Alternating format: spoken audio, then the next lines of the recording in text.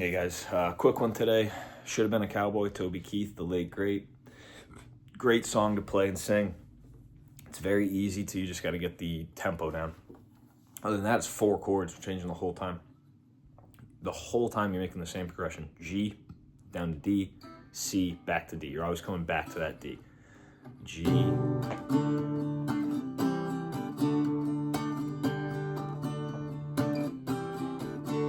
On the intro, I always hit the D's on an upstroke, so I'm G, D, C, D. Sometimes when I start singing, my strumming pattern kind of goes out the window. I just play it. So it's very easy. Starting on the G. I bet you never heard old Marshall Dillon say, Miss Kitty, have you ever thought of running away? Settling down, would you marry me? If I asked you twice and begged you pretty please. And she'd have said yes in a New York minute, then never tied the knot. His heart wasn't in it, he just stole a kiss as he rode away. He never hung his hat up. The only part where it changes, in this first verse, the pre-chorus, he stops on the C. He never hung his hat up. Let it ring out at Kitty's place.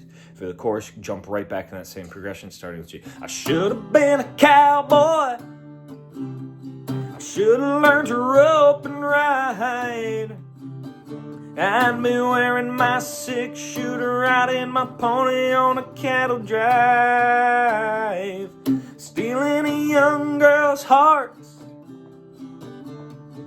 just like Gene and Roy, singing those campfire songs. Oh, I should have been a cowboy.